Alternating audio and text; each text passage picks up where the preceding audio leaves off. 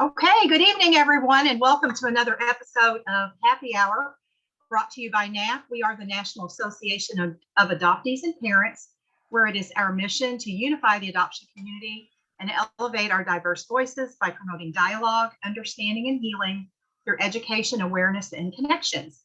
I'm Marcie Keithley, Board President and host for the evening. So we're glad to see so many of you you're our regulars and a lot of new faces tonight. So we're excited to have all of you. I know everybody could be out on the water or in their backyards or in the air conditioning somewhere. So it's really nice to have all of you with us tonight. If you're joining us for the very first time, let us know in the chat room. We'd like to give you a special shout out too. So before we introduce our guest this evening, we've got a few housekeeping items.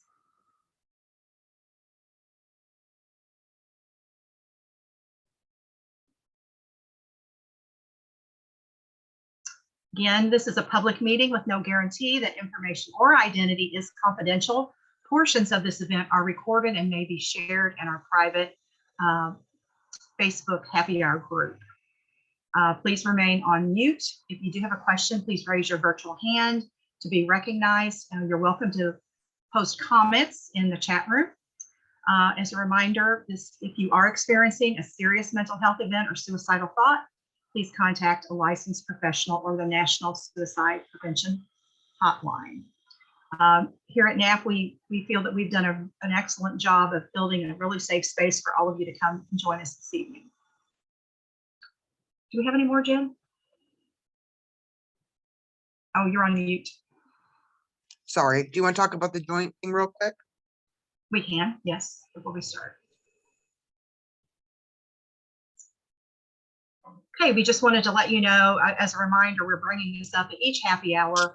We just made the announcement a couple of weeks ago that NAAP will be joining the organization Right to Know on March 30th through April 1st, 2023 at the Marriott East here in Louisville, Kentucky, Untangling Our Roots. So this is a summit uniting the adoption, assisted conception, and non-paternal event communities into one voice. So we're really excited about bringing the summit to Louisville. We hope you all will join us. We'll give you more details as we have them. Okay, let's meet our guest, Greg Gentry. I'm really excited to introduce Greg to you. I know many of you know him, and I was fortunate to contact him a while back and ask if he would join us this evening, and here we are. So a little bit about Greg, for those of you that don't know him. He is a domestic baby scoop adoptee born in California in 1969. He's been in reunion with his maternal family member since 2006 and has recently also contacted with his paternal side. He's a host, facilitator, and interviewer for Fireside Adoptees, a private Facebook group founded in 2021. Fireside is also committed to reaching other members of the adoption constellation through its public Facebook page. And Greg enjoys connecting with others on the online adoption community and has found these interactions to be richly rewarding and supportive. So welcome, Greg, to Happy Hour. Thank you so much, Marcie. I'm really excited and honored to be here to speak to the group, to see so many familiar faces. And it's truly an honor just to have this opportunity. So thank you so much for this. You're welcome. So what I'd like to do, I've chosen a topic, and I'll put up a PowerPoint here that I think will help guide us through this. And what I'd like to do, if we have the screen sharing enabled,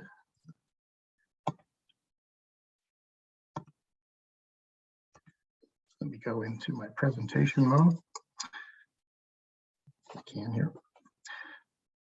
So I selected the name or the title of Genealogical Non-Facility. And people will see that and go, I haven't heard of that exactly. I may have heard of genealogical bewilderment, but what is genealogical non-facility? And it is a term I made up for this occasion, but it's to represent something that I've been working through. It's partly perspectival, meaning it comes from my perspective as an adoptee and what the experience of genealogy is like for me. as I navigate through this, as I continue my reunions, as I learn from other people who are adopted and hear about their experiences, and as I continue to share with people and broaden my own awareness, I realized, and I'll come to a definition here in a minute, that there's a lot of clumsiness to me in terms of my understanding of genealogy and my ability to navigate it as a topic, as an adoptee. So I chose this title because really, I know with genealogical bewilderment, there's this issue about who am I? People are confronted with all of this information coming in, all these questions they have, and it raises for them serious existential questions about and confusion about who they are as a self, as an adopted person. And it becomes confusing to answer this question, who am I? What's at the core of who I am? And how do all these things I'm learning tie together? And certainly I relate to that. But I wanted to take it a step further because I was experiencing something else at the same time. As I've been working through the confusion, my confusion went to this. Who are they? Who are the people I'm in relationships with? Who are the people in my adoptive family? Who are the people in my biological family? There's a tendency, I think, to be inward about what it means to be an adoptee and to figure, I feel all these things, I'm learning all these things, how do they integrate as myself? And I realize that, as you mentioned, we're in this constellation, we're in this these multiple and integrated relationships that are all intertwined, and each of them contribute to who we are. But we may find ourselves as adoptees wondering about the people we're in relationship with and what the experience of being related to people or having various types of relationships really means. And I wanted to say that it could be summed up pretty well in a statement from one of my friends, which was, adoption made me not understand family. When I heard her say that, I had already been working on this topic, and I realized that something like this might resonate with people. They might say, I've never thought of this exactly. I've thought a lot about who I am, but not so much about who the people I'm in relationship are. But when I saw this or heard this statement from my friend, I thought that's exactly the statement that summarizes what I'm really talking about here.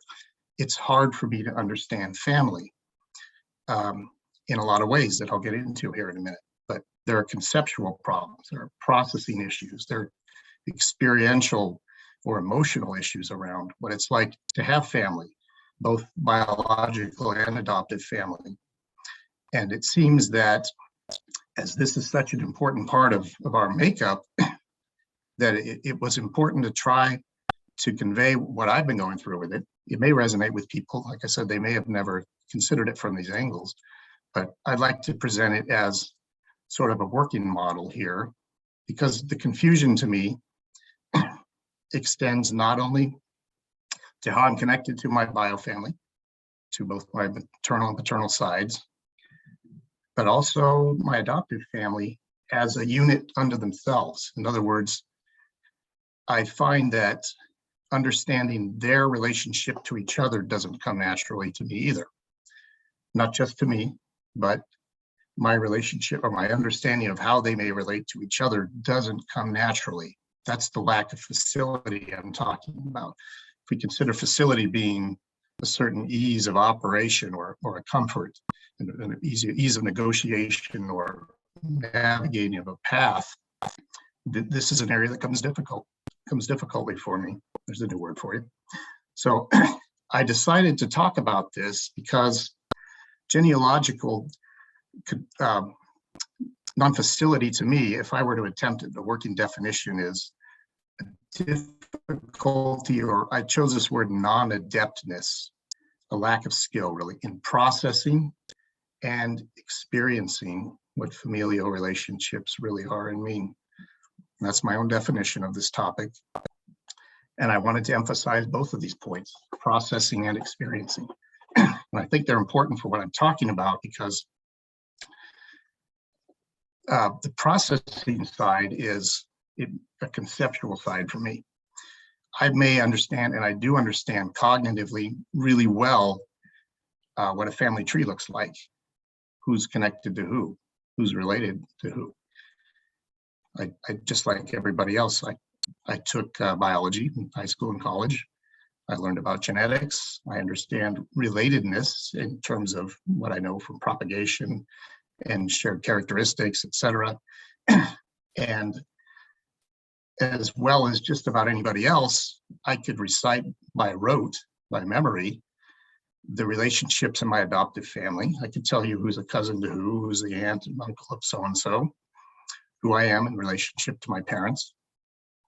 I can do that, I can list it, and I'm sure all of you can as well. But it doesn't mean I understand the connections, really. That's the point I'll be stressing here today. I can recite all of them. I can tell you all these things. That doesn't mean I make the right conceptual conclusions about those things, about those relationships. And so that's the first part here of this definition, is difficulty in the processing piece. But there's an experiential piece too. And that's partly related to that quote from Alexander, made it so I didn't understand family. There's also this inability really in a certain way to experience it emotionally, psychologically, in terms of the well-being of the person, everything that goes into our psychological makeup and what it feels like to be in relationship with people. I've found that I've had difficulty with this as well in both my adoptive family and in my biofamily.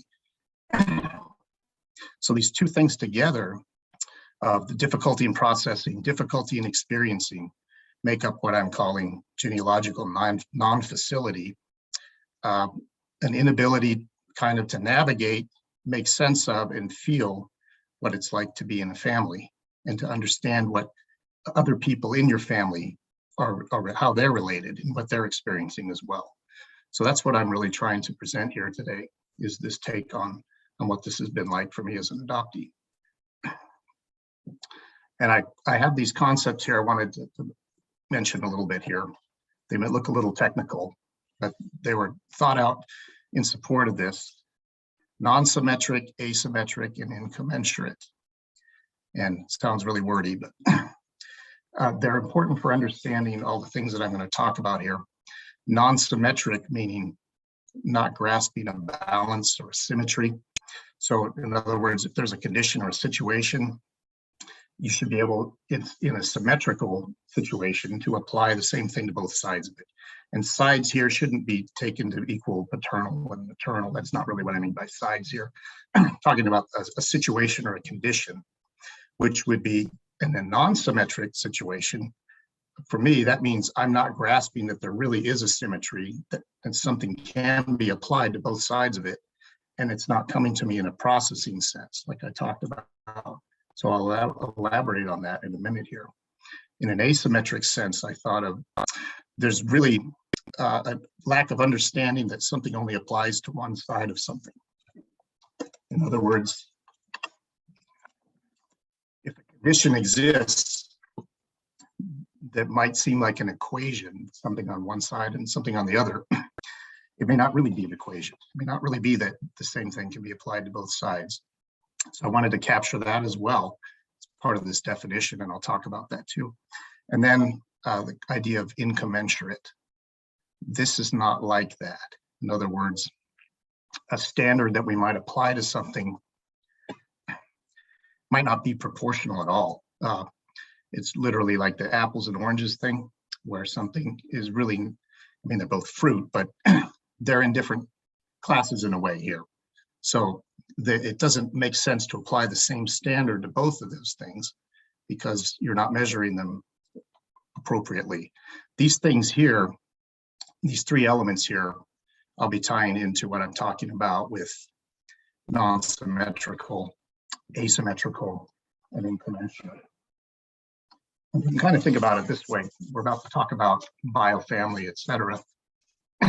But let's say in a non-symmetrical sense, it would be something like this, that I have the same biofather as 5 of my 6 brothers. I don't have the same mother as they have, but it doesn't make me less related to my paternal side than they are. It's not symmetrical because I don't have the same mother. So we're not 100% siblings, we're half siblings. But I am as related to my father as they are. And so when I say non-symmetric, I'm saying that if I had not thought to apply this, I would leave these out of balance. And really, I need to extend it to both sides and say, oh, it is the case that even though they have a different mother, there is a symmetry of the paternal piece here. I do share that with them. I always will. And I need to see that that's on both sides of this for me. In an asymmetrical sense here, what I had intended to imply or suggest is that there are relationships, and this will be a big part of what I'm about to talk about, that I've failed to apply or extend properly one side to another on, because I feel like I'm in a situation where I haven't fully understood the depth and the connections that I have, that my family has with me and with each other. And it means I'm not properly accepting that there are certain things that can't be extended to both sides. So for example, in an asymmetric sense here, I would be saying something like, I have a relationship with my half siblings, but I will never have the full relationship with them that they have with each other when they have the same full set of parents that I have. So I can't extend everything both ways to them. I really am half siblings with them. And it means that as much as I may wish for it to be otherwise, I'll never share the full complement of DNA with them. It is asymmetrical. It isn't quite, it's not on both sides evenly. It's on the one side that we share, which I was stressing in the non-symmetric piece there, and that side will always be, but it will never be the case that we're entwined that same way, because I won't share the full measure of their DNA. So I'm going to be out of balance in that sense. It will remain asymmetric. In an incommensurate sense here, I was thinking something like the difference that I felt between regarding my biofamily and how it feels to be in relationship with them, from my understanding of it, and how it feels categorically different from being in relationship with my adoptive family. And it's not a measure of love. That's important for adoptive parents to hear. It doesn't mean I love them differently. It means I experienced them very differently as bio siblings, as half siblings, and as my maternal and paternal parents. I experienced them differently than I do my adoptive family. It's just simply the case that it is. And I know a lot of adoptees sometimes carry a lot of guilt about that, a lot of shame over, oh, shouldn't I feel the same way? Look what they've done for me, or feelings of gratitude, etc.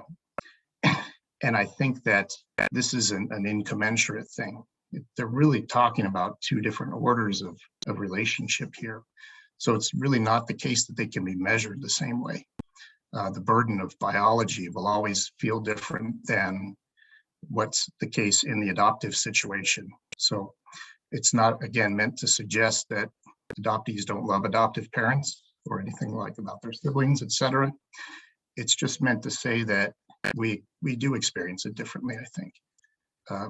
Sometimes surprisingly so, where we weren't prepared for that to be the case. Maybe we looked or searched thinking we were looking for information and not expecting what the connection would actually feel like, or the lack of connection. Because that's the other side of this, is when the connection doesn't happen, for instance, in a reunion, that sets off a whole lot of things as well. And I know there are so many of us who have failed reunions. I'm going through one of them myself. I don't think I could have been prepared for what that would feel like. And I imagine it feels different than if I were to have a falling out with my adoptive family. And I know that is a very common thing as well. So I have this image here of a 3D printer. layered emergence of understanding. What in the world does that mean? It means that as I think through these things, I realize that my understanding and my experiencing of them comes in waves and in iterations. They repeat. They're like layers going over and over each other, laying down more material and making my understanding more robust as more layers get laid down. So it turns out that as I keep working through these things, even as I'm speaking now, I'm making connections I hadn't made before until I hear myself articulating them out loud. But it seems that my understanding of these asymmetric, symmetric, or non-symmetric and commensurate relationship pieces are coming to me in waves, and they don't come all at once. I write them out sometimes. I go back, I read them, I think, now I see this differently. Now I see this differently. By differently, I don't necessarily mean I disagree with it. I just mean I see aspects or facets of it that I hadn't seen before. And that's the layering in piece here that results in an understanding that's always emerging and growing. And I think it's important. It should be interpreted differently, I think, from healing. I'm not really speaking about that. I'm speaking about the cognitive and experiential aspects of adoption and how they, for me, are being unpacked as I go through this process of laying things down. So let me talk a little bit about some examples of genealogical non-facility in my own life. And I'll start with biofamily. So I mentioned my half siblings, for example. And so I have this shared genetic makeup that they have. But I think that I had always thought, and I know this is incorrect, intellectually I knew this was not correct, but I wasn't able to feel it. I had heard this term half siblings, and I think the first thing many people think is we share half of our DNA. And that's just what came to mind. Wow, we have a different mother and father, so we have half the DNA.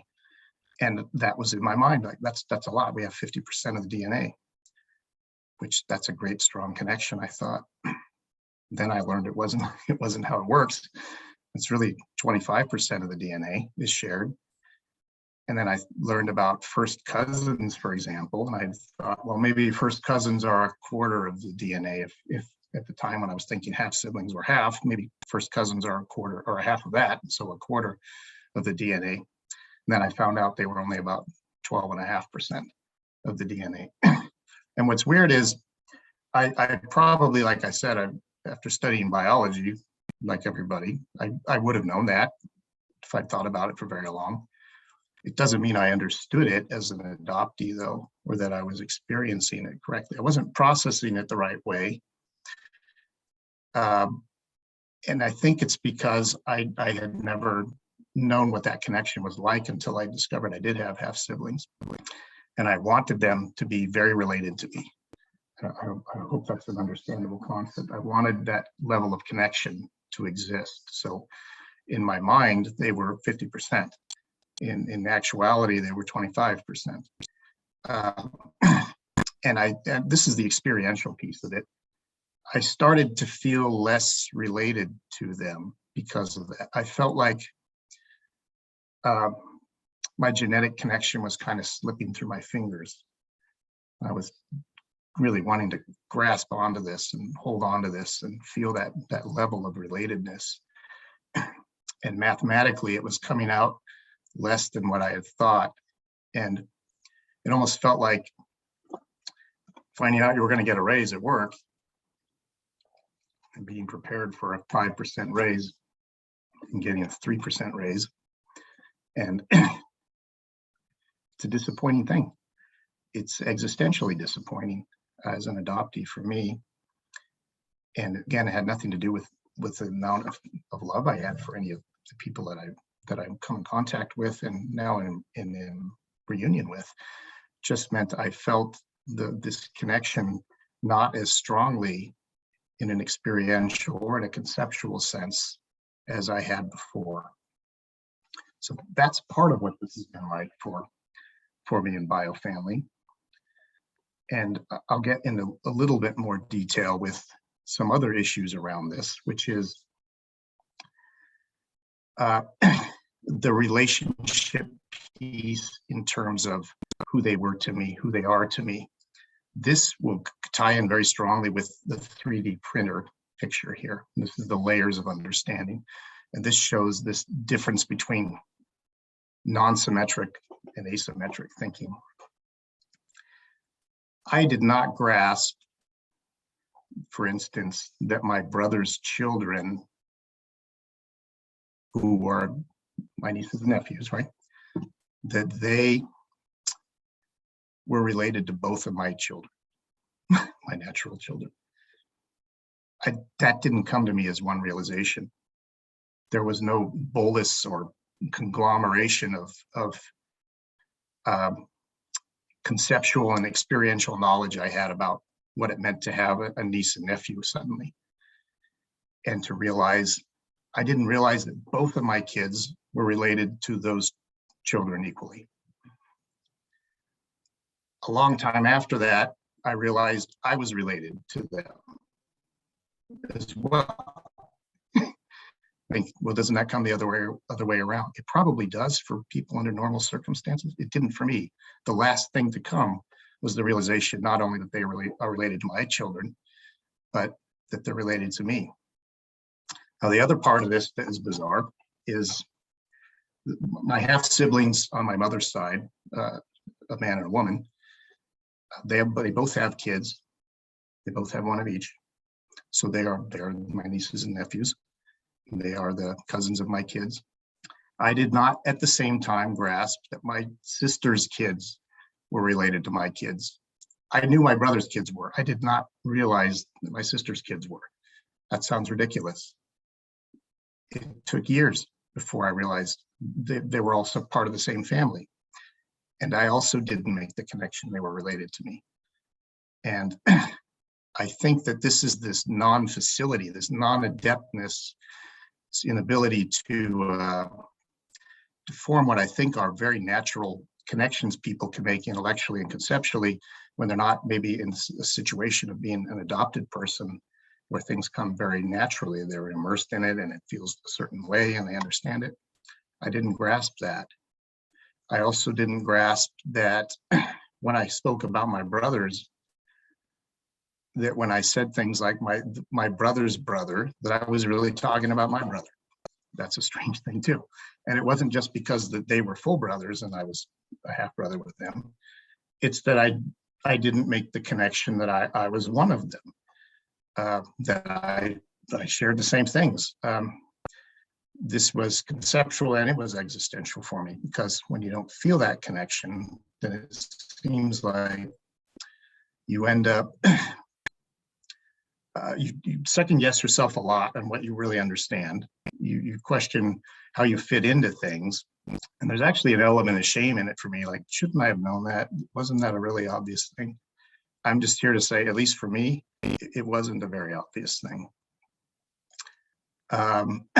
It almost literally, this is very little exaggeration. I woke up one night and realized my cousins were related to me. I'd met one of them in about 2007, I think. And I went all these years until 2 months ago, before I realized she's related to me. That's what it means. I didn't make that connection. I could have put it on paper. This is the rote part of it that I mentioned here. I could have told you who her parents were. I could have told you who her siblings were. I didn't connect that her siblings were also my cousins, were related to me. This is this layered effect. This is the 3D printer laying down layers and layers of awareness that I just didn't have. And it wasn't from lack of education. It wasn't from not grasping things in an encyclopedia sense or reading a journal entry or something. It was, I simply couldn't make these connections. I had this non-facility genealogically that I just couldn't figure this thing out. So these were some of the challenges that I experienced in biofamily in terms of this genealogical non-facility. This is weird too. in adoptive family, same thing happened. And obviously I've known my adoptive family for over 50 years, so I know who all the members are. I can list them all out for you, and again, tell you who's related to who and in what way. What I could not have told you until about a month ago was that those people were related to each other in a real way, and not just a paper trail way. That when I went to family reunions and they were interacting as people genetically related to each other. I couldn't feel that, didn't make that connection. I didn't realize that one of my sisters has the same cousins as my other sister. Again, it sounds very strange. Could you not know that? Well, I did know it cognitively, yes, but I didn't understand what it meant, and I couldn't feel it. And I know that there's a prevalence, for instance, in adoption where, let's say, there are natural children, and then there is an adoptee also that is adopted into the family. And we talk sometimes about genetic preferences, for example. I never experienced that in terms of feeling like the biological children in my family were preferred over me. But I never once felt any level of connection to the people that were in my extended family. I just couldn't feel it. Again, they were like an encyclopedia entry to me. They were very nice people. It wasn't that I didn't care about them. I was just painfully and acutely aware of this, what I called incommensurate thing. It doesn't feel like a connection in a lot of ways. It doesn't indicate a lack of love. It indicates a lack of feeling connected. And so in my adoptive family, even if I were to take myself out of that contextually for a minute, what I'm saying is I couldn't have told you until very recently that they were genetically related. With as bizarre as that sounds, it just wasn't there for me. And I think I would have passed any test like I can. I can, like I said, list them all out for you and tell you whose nieces and nephews they are, and even call some of them my cousins, for example. But I didn't realize they were related to my sisters, and both my sisters, and I didn't realize it at the same time, just like the same problem I had in my biofamily. It came in layers. It came by iterations, by extending or expanding my awareness in ways that had not been present to me before. So this is all part of this complexity here for me of this genealogical non-facility. It brings up what I'm going to call family by rote. Family as the mastery and recitation or reciting of stories not our own. How deeply can we really be expected to process and experience these narratives? That, I think, is something a lot of adoptees can relate to. We do learn these stories. We are expected in a lot of instances for them to become our own stories. Sometimes we feel pressure to learn them. Sometimes it comes naturally out of interest. Sometimes it comes out of the need to fit in and wanting to fit in and feeling like we have to display that level of mastery and be able to list those family trees. And we get good at it. We do get good at it. What someone like me does not get good at is understanding what it really means.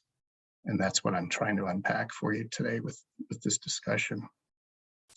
But I think it's probably understandable to ask the question, if you're a sports fan, isn't it easy to learn statistics about sports?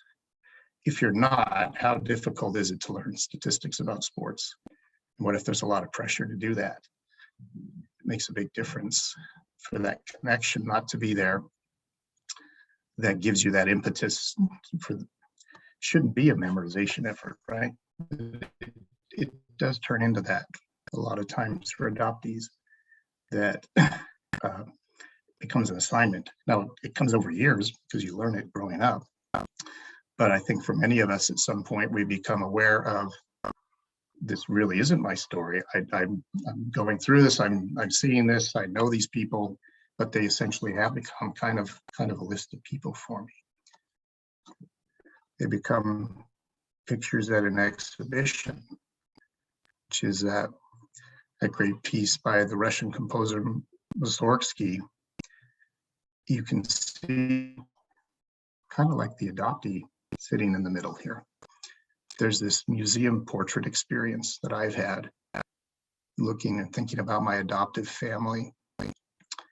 And the question of who are they is, again, the conceptual and an existential one. You can see in the image here, there are even little placards by the portraits to tell you something about who painted them and what they're about.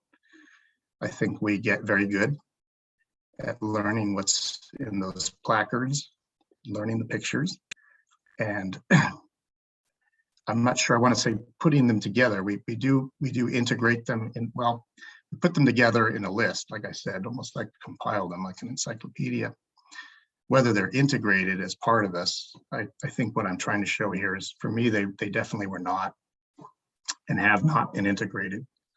They've been instead something that feels disparate, feels like a handful of things that aren't connected to the people who are in the pictures, for sure, but I didn't know that again until very recently, like I said. But they weren't something that I experienced as connected. So the question came up for me, and has repeatedly come up, who are they? And that's what I mean by this pictures at an exhibition. And of course, there are many thoughts and feelings adoptees have about genealogy as a topic, not just what I'm talking about here for this genealogical non-facility, but I put a couple of thoughtful quotes that I've come across recently talking with other adoptees. One is from Amanda. Biological family are strangers we share DNA with, essentially. And when she said this, the strangers piece is not meant to keep anyone at a distance or at arm's length. It's kind of a wail, if you know what I mean. It's a deep feeling of not being at one with these people, even though genetically we are connected with them. This all ties into that quote at the beginning. It made it for me so that because of adoption, I didn't understand family. And I think Amanda's saying something similar here. And the point is that the DNA piece doesn't automatically bring people together. It does provide a lot, for sure. Very important and very necessary things. But it doesn't, when you reach the point of reunion, make you other than strangers when you meet each other.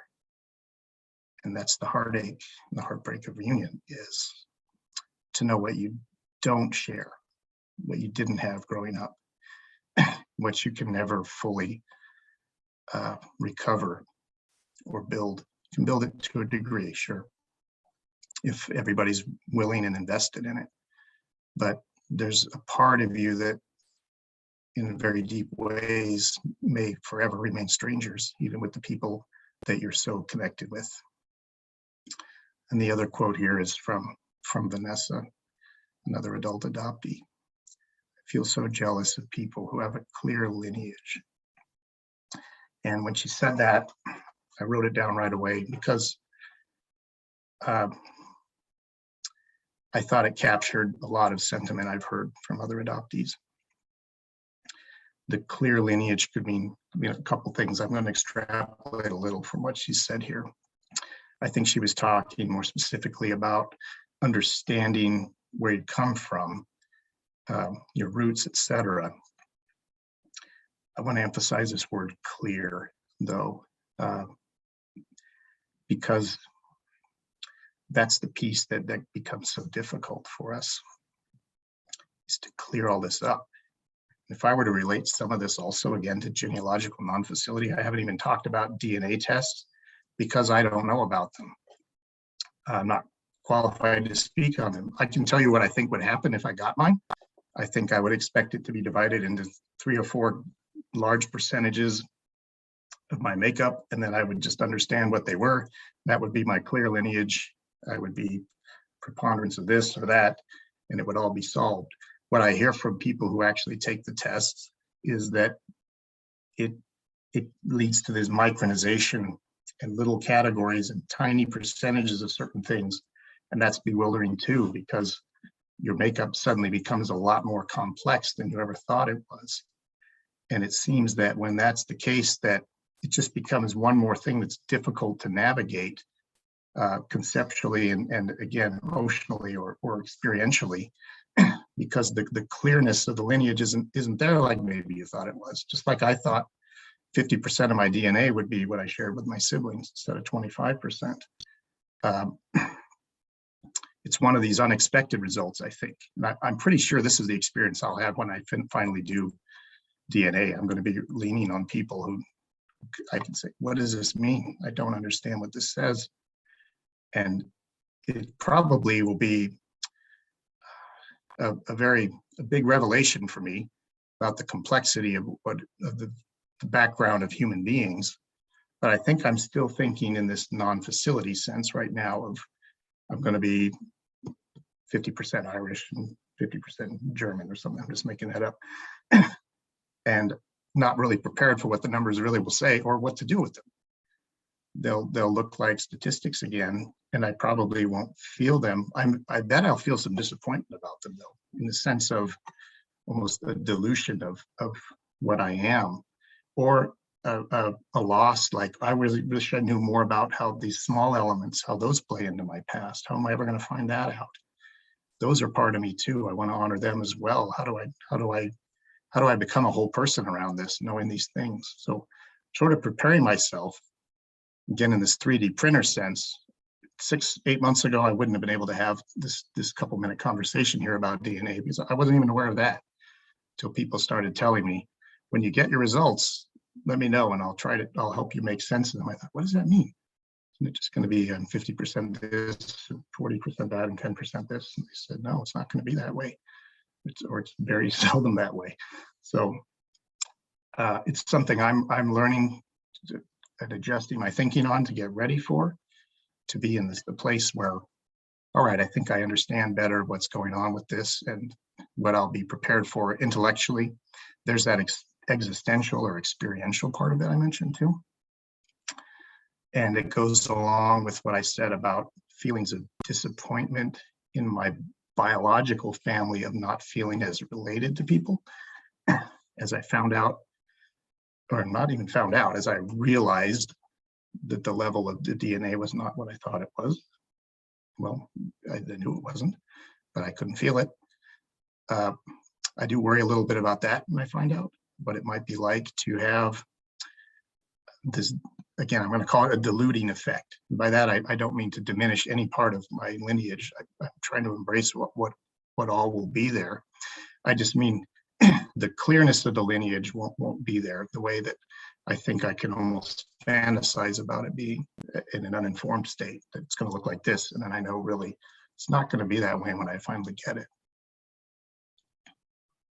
So I wanted to end by speaking a little bit to adoptees and specifically also to adoptive parents, which is that the reason this confusion happens is because of the severing of biological roots. That's what got me here with my processing and experiential problems around genealogy. It's because I've been cut off, and we've been cut off. And I'm not trying to speak about the injustice of that right now. I believe that is the case. I'm trying to speak about what it's like to be in that pain of that happening, to be in a position for this to have been taken away from you, and to make it hard for you, or for me in this case, to understand things that people probably know pretty well by the time they're maybe 10 or 12 years old. And someone like me is only learning it at 52 years of age, these lessons about what it's like to be in a family and what a family means to me and to each other. So it is bewildering. There's that genealogical bewilderment. In my case, it's also been a non-facility. It's resulted in an inability to navigate these things the right way. and it's confusing about myself and others, and it makes me sad, I'll be honest. It's a sad place to be, to be cut off like this, and to be in a position in the world that is not universally validated, not even very widely validated as a recognition of loss. So my message to adoptees is, when you feel that, that's totally understandable, and certainly you're not alone, not alone in that. And all of your feelings around it are entirely valid. That's part of the beauty of the support that we have in the adoptee community, is we can be there for each other in that way and share with and support each other in ways that help us to go through this. And there's a lot of grief associated with this loss. And I think that there's nothing that can or should diminish that.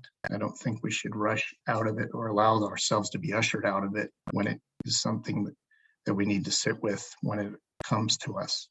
And again, for me, it comes in waves, because I'm understanding things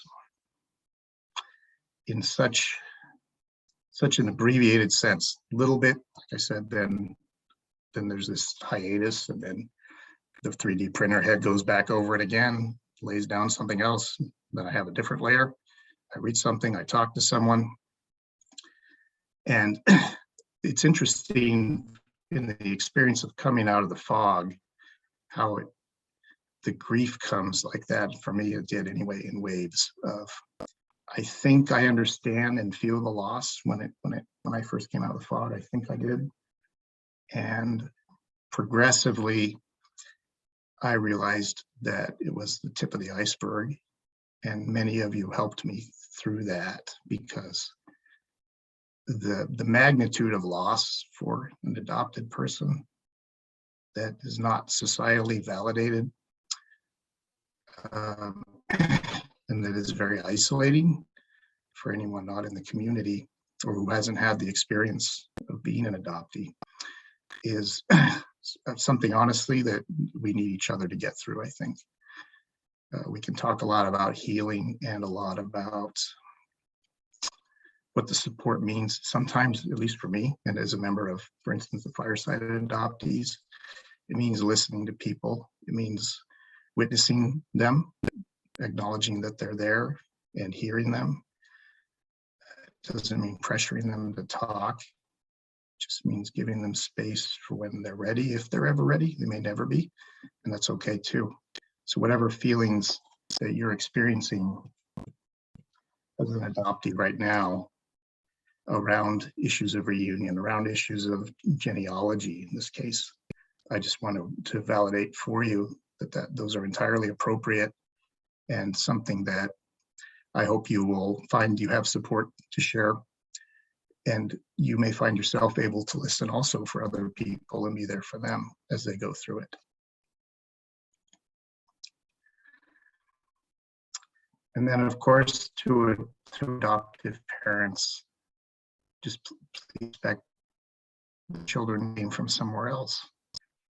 And of course, when I use child in here, it's not meant to be infantilizing. I know that there's a big prevalence of that in a lot of minds. The child adoptee stays a child forever, and they don't.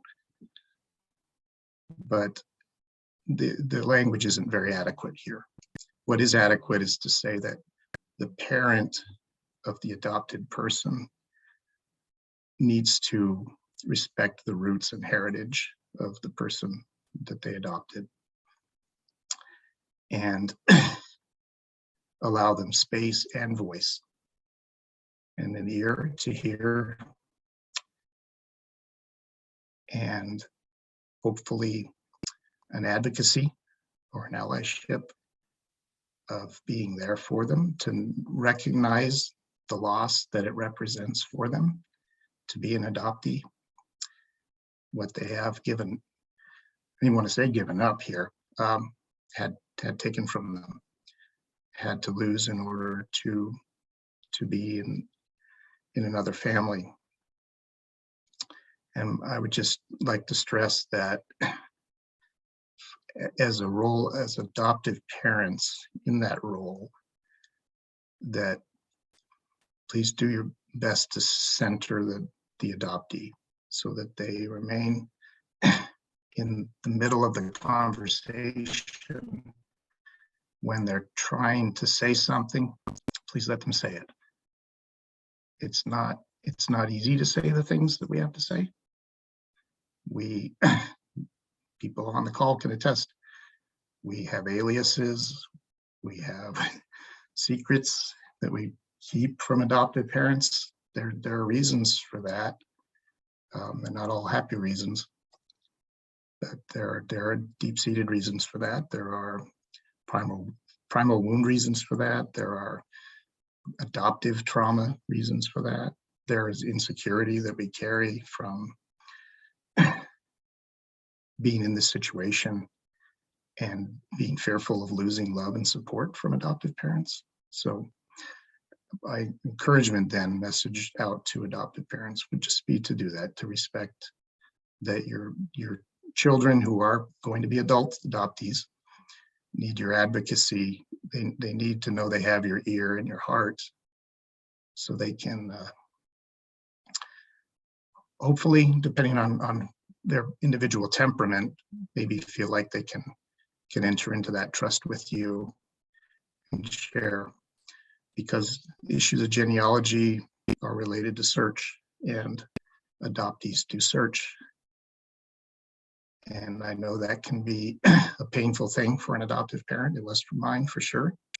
And still, I think it is, even after many years of this, I think there's still some hurt over it. Back to adoptees, I know it's going to happen, but if you feel like searching is what you want to do, please do it. I would never dissuade anyone from doing that. I know not all reunions are successful. I know mine has gone off the rails, and I know that's tragically not uncommon, but please search if you want to search, if you feel like you should search. You don't need any other justification for it. And then just for adoptive parents to please support that does happen. I've tried many times to put myself experientially into the shoes of what it would be like to have raised a child and feel like, are they slipping away from me? I know, I understand that's complicated. I want to acknowledge that. I just would please urge you to keep your adopted children at the center of the conversation in any genealogical discussion here. They're going to have questions.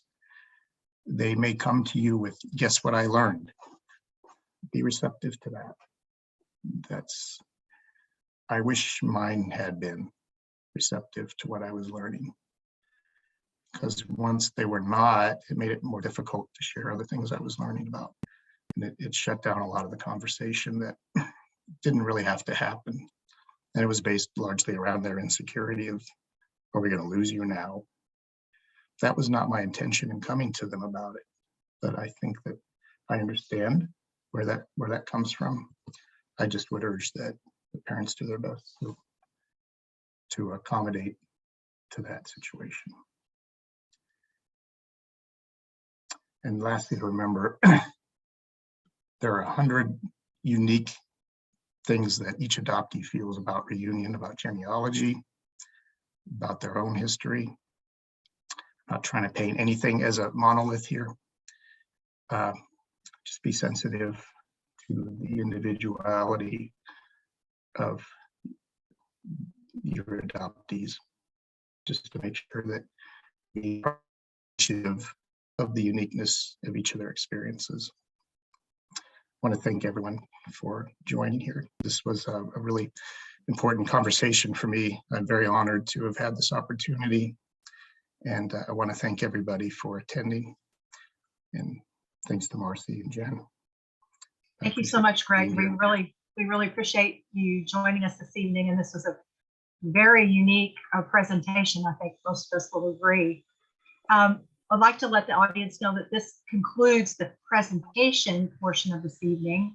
and we'll stop the recording and open this up to questions from all of you. And I know the chat room was blowing up. So if who would like to raise their virtual hand, go ahead and